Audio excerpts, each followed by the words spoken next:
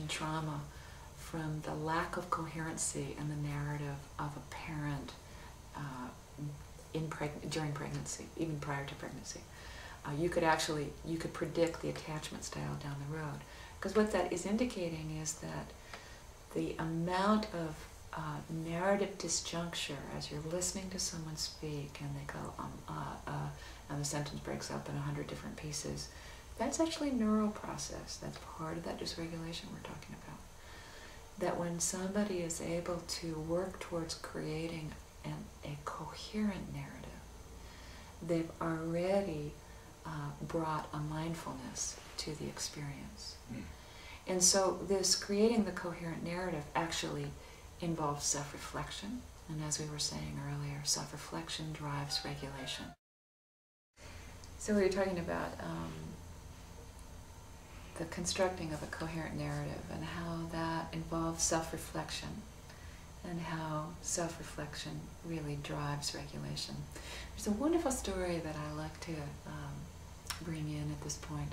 It's the prologue to a poem by Anna Akhmatova, who was a wonderful Russian poet during the Stalin era, and both her son and her husband were imprisoned in Leningrad, and in the Leningrad prison, and she and probably 200 other women would stand in the cold in the morning trying to get word as to whether or not their husbands or their sons were alive. They were arrested as dissidents. And she would stand there every morning, and it would be like 30 below, and they would make them wait, and they wouldn't often give them news, but sometimes they would. And so out of a sense of hope, these women, mostly women, would stand around, form a line all the way around the prison every morning. And one morning, she was there. This is actually the prologue of her poem, The Black Maria. She was standing in line, and a guard called off her name, Anna Akhmatova. She was a very well-known poet. She like the poet laureate, and so she was, very well respected and very well known. But both her husband and her son were dissidents, so she was not popular with the government. But someone behind her suddenly realized that she was standing in line with Anna Akhmatova, the most wonderful poet, and came up to her, lips blue from the cold, and touched her on the shoulder and simply asked this, "Can you describe this?" And Anna says in her prologue, "And I turned to her, her lips blue from the cold, and I said, 'Yes, I can.' And a smile came across what once was a face."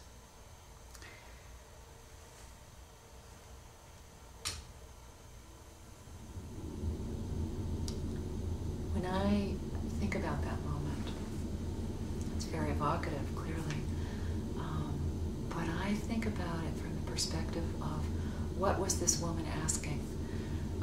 She was asking for the experience. She was borrowing Anna Akhmatova's words to help her construct a coherent narrative. And although she was alexithymic, she could not do it for herself, but she could borrow Anna's words, and for that a smile could come across her face. And I think that's the power of naming our experience, the power of constructing a coherent narrative.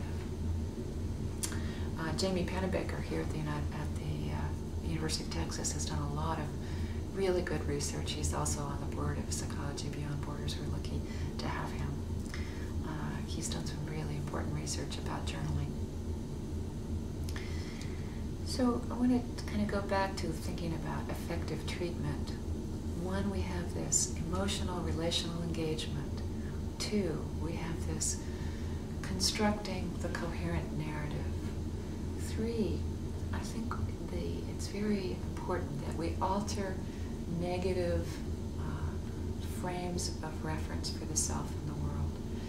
That when trauma occurs and is unresolved, it's often unresolved along the lines of either the world is just simply not safe ever again, or self-blame, it was my fault.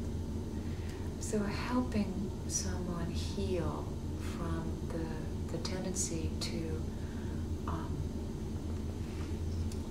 navigate randomness in our universe by the attribution of blame, either to a bad world or to a bad self. I think those are more often symptoms of a lack of trauma resolution, and it's very important to help people move through that in whatever way we can. People will, because it seems as though self-blame offers some modicum of control, so it almost seems preferable to blame the self rather than to tolerate the risk of being in an uncertain world. So there's great logic for self-blame. It's just very harmful. And we want to really keep a hold of the framework of helping, not harming. So listen for that. And listen for it within yourself if the work you do doesn't succeed. If you're trained and have the full heart of trying to alleviate suffering when someone commits suicide that you're working with, or you can't get someone, or you don't have the opportunity to work with them fully, or they're executed despite all your efforts, or they're returned home to the country that they were left as political asylum seekers from. We have to understand the modicum of our own control.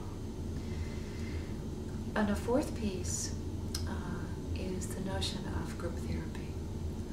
It's an important consideration to make a referral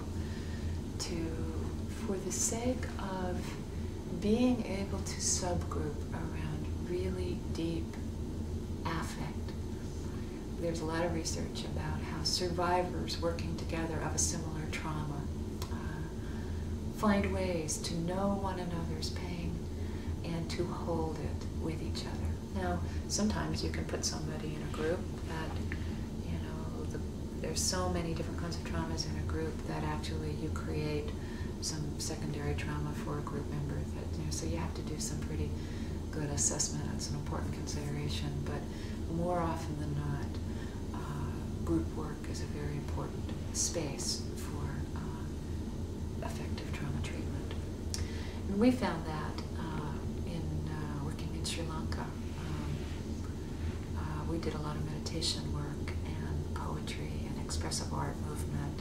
We did a lot of stuff that was actually more related to the body. One of the important restabilizations or re-regulations in trauma treatment is reclaiming the body. So I talk about sensory stabilization. Pat Ogden talks about gathering your sensory resources. When I led us through that meditation at the beginning of our work together, there was a fair amount of sensory stabilization in that. You were feeling your feet, you were noticing your breath, you were coming back to the body, back to the body, back to the moment. This moment, not the memory of a traumatic past. This moment, where I can do something different. When